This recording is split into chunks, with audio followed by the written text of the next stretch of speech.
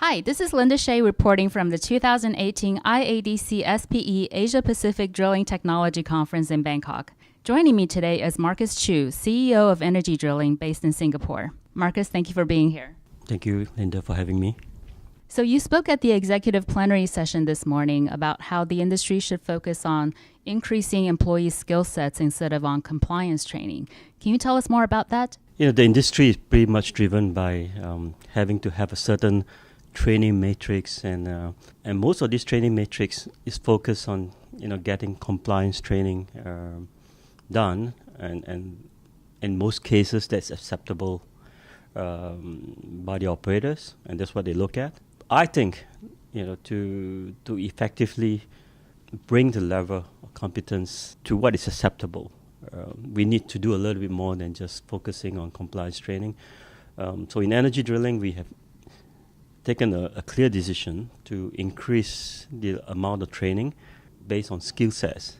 And in order to do that, we are telling ourselves that in a classroom environment, it's not possible for the crew to get all the hands-ons that they would need on the rail rig. So instead of having the crew go onshore in the training centers, we bring the trainers offshore.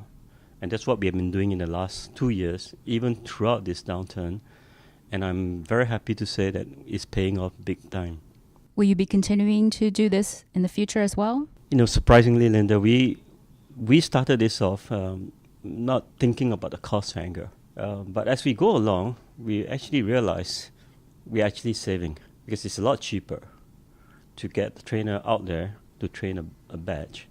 And of course, you don't have all the time off and traveling costs of the crew involved. So it's actually a very good scheme, and we are definitely going to continue in that direction. And I think after today's conference, hopefully some of the other contractors would do the same. So we've seen that oil prices have been stronger in recent months, and yet rig day rates are still off quite significantly compared with 2014. So why do you think that is, and what can drilling contractors do? This downturn is it's not only driven by the collapse of the oil price. If it was purely just an oil price situation, we went from $100 to $30, and today we are above $60. So you can see already a recovery of 100% from the base. And if it was just based on that, we would have seen a recovery for drilling contractors as well. What happened in this downturn was, besides the oil price collapse, there was an overcapacity, overbuilding of rigs. And a lot of rigs that are built were by speculators, or people who are not exactly in the drilling business, hoping to hitch a ride and enjoy the market. They have lost a lot of money, and these rigs are still there, stranded in the yard. The Singapore yards are hurt a little bit, but Keppel and Sembcorp, they came out quite all right.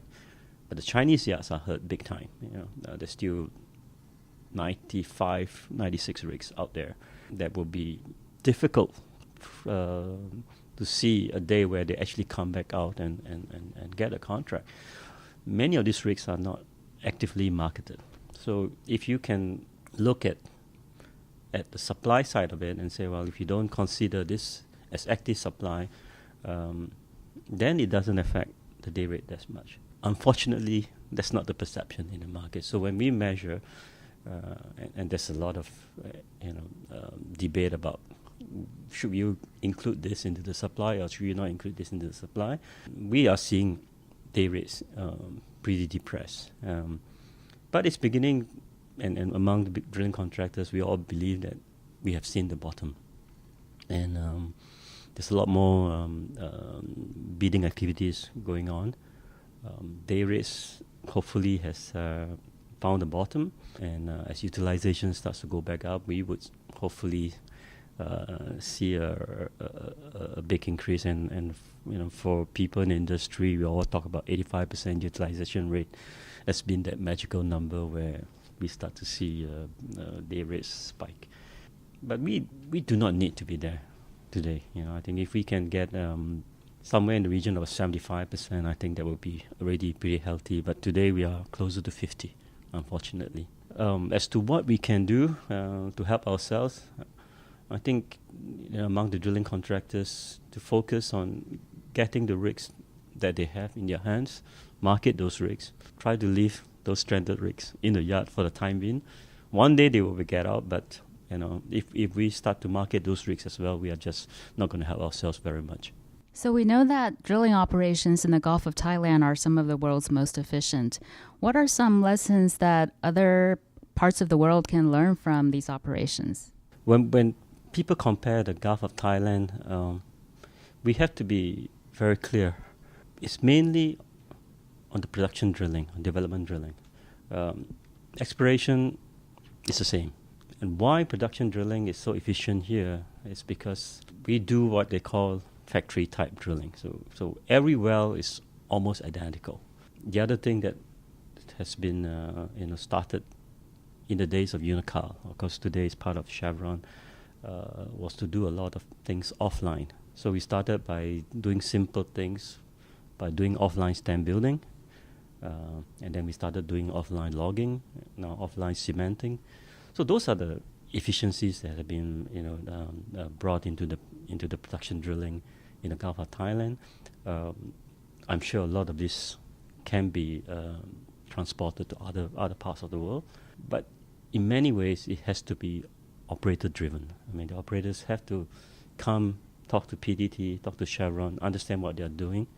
And I understand from Khun Pasuk in PTT EP that there's been some kind of dialogue between them and Petronas on understanding how they do factory type drilling in the Gulf of Thailand and how much of that can be applied into Malaysia, East and West Malaysia. So those are some of the things which I think can be transported from the Gulf of Thailand into other regions for shallow waters. Yeah. Sounds like there's a lot of exciting stuff going on. Thank you so much for being here today and for giving us your insights about this market. Thank you. My pleasure. And thank you, viewers, for joining us on drillingcontractor.org.